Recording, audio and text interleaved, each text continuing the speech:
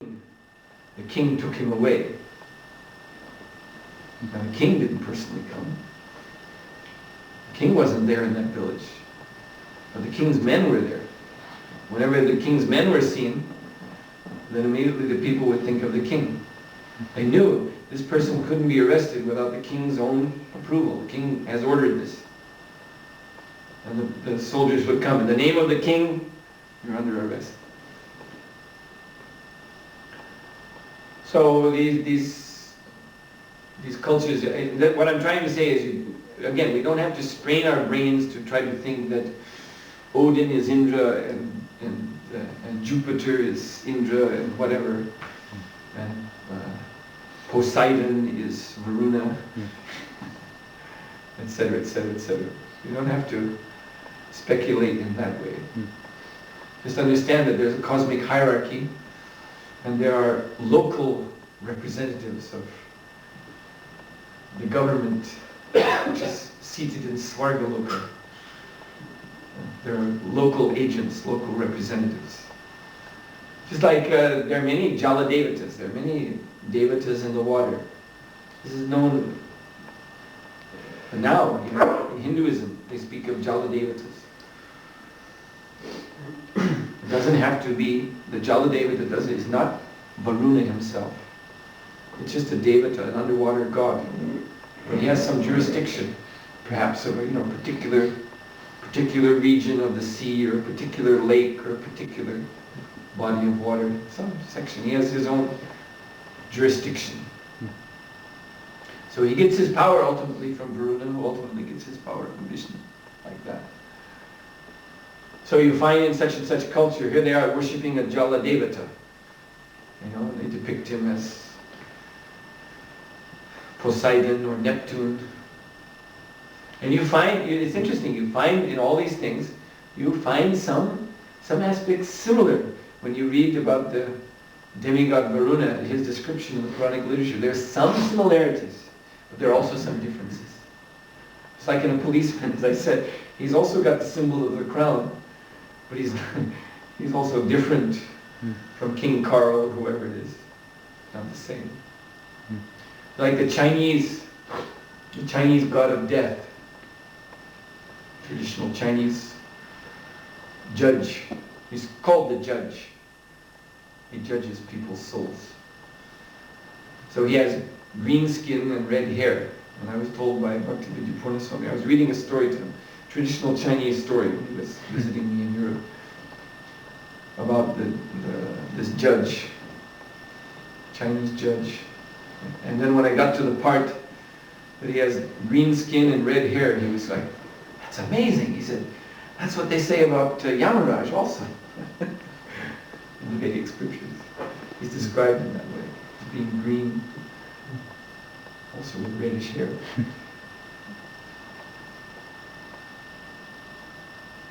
So there's some similarities, but you don't have to take it that the Chinese judge of the dead is Yamaraj himself.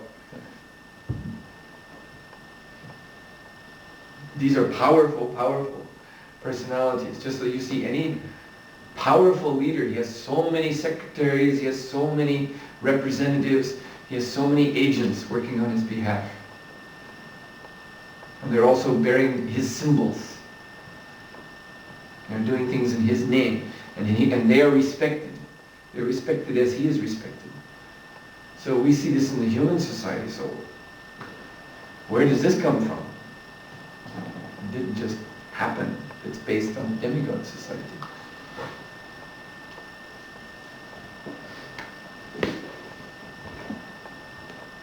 Yes? You've been talking about nature that is habituated by this second nature. So I was thinking it's very important actually about, we often talk about our nature and getting services according to our nature and getting engaged. So it seems actually it's quite important. Yes, it is important up to a point. But the whole point, the real point is the spiritual nature, which means to develop the qualities of a Vaishnava. So engaging our habits, our second nature, nicely in Krishna's service, will help us do this, because our second nature is our bad nature. These are our bad habits. So these bad habits have to become good, therefore they have to be purified. Therefore we have to engage them in Krishna's service. This is our principle, engage everything, every propensity in Krishna's service. So it will be purified, so it will come through the mode of goodness. And this is the Daivi Varnashram. The entire Daivi Varnashram is in the mode of goodness, because everything is engaged directly in Krishna's service. Therefore it's all illuminated. The material Varnashram system is actually separated from Krishna. So therefore you have this, Shudras down in the mode of ignorance. And only the Brahmanas are in the mode of goodness, but that's the material mode of goodness, because they're not Vaishnavas.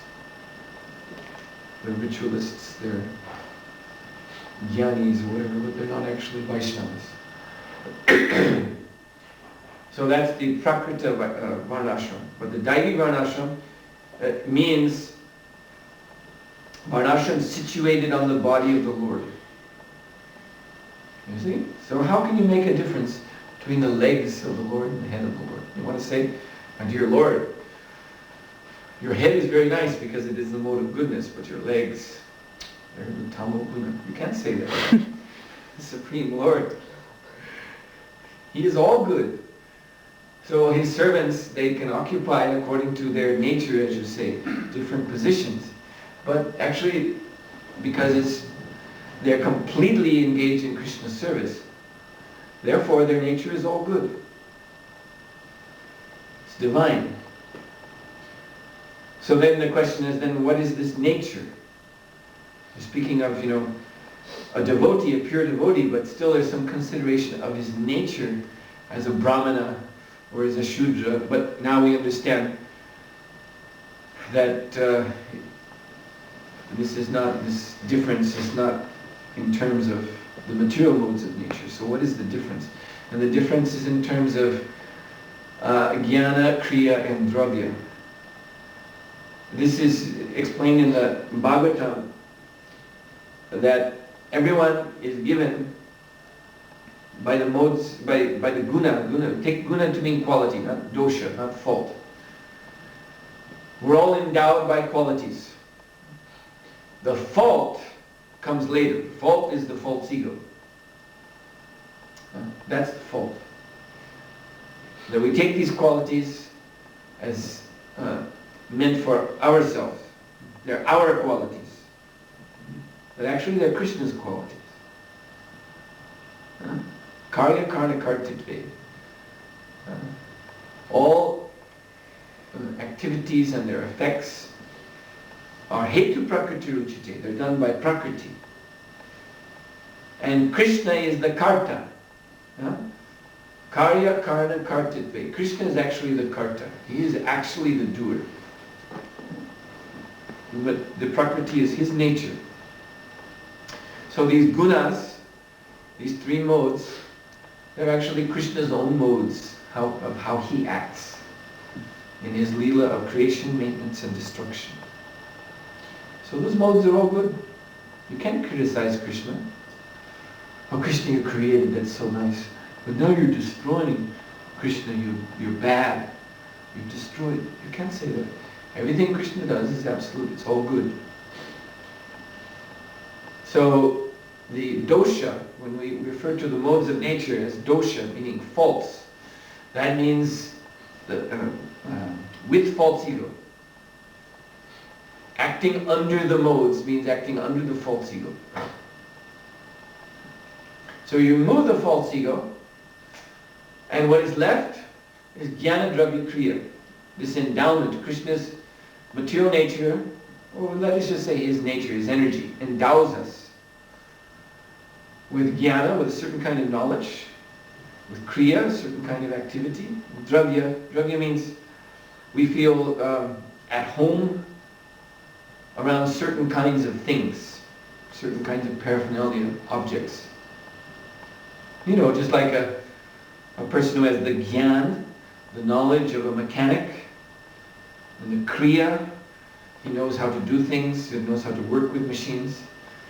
Then, where does he feel most at home? You know, most, in his own natural situation, where there are machines that he can work on. If you take him and you put him in a library where there's books, then maybe he feels a little out of place. So he's in his own element, where the objects which he has the jnana and the kriya that correspond. So everybody is endowed with a certain jnana, dravya, kriya. And so in Daivi Varnashram Dharma, we just engage this jnana, dravya, kriya in Krishna's service completely. And then, yes, you can see a correspondence, you can see, as I was mentioning, a mechanic. Now, but if this mechanic, so he has the jnana, dravya, kriya to be a mechanic. But if he's following the four regulative principles, if he's chanting 16 rounds, then you don't call him a Shudra. You don't say, oh, you dirty Shudra. You don't belong here among us Brahmanas. You don't say that. He's a devotee of the Lord. The Prabhupada says, a Vaishnava automatically includes Brahmanism. What is a Brahma? Brahma-gyaniti Brahmana. Brahman, one who knows Brahman. He knows the Lord. He knows the science of God. He knows how he, and what is that? Jnana, knowledge, and also knowledge of how to serve the Lord in a particular way. Kriya, activity, which is pleasing to the Lord. Dravya, and these things he offers in the Lord's service. That's a Brahmana. That's a Brahmana. So, therefore, anyone can be a Brahmana, even a mechanic, as long as his activities are free from falsehood. As long as he does everything for Krishna. Then his jnana, dravya, kriya is pure.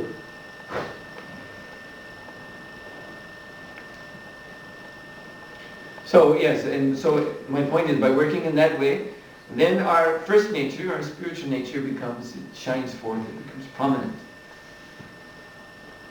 All good qualities of the Vaishnava become prominent in that person.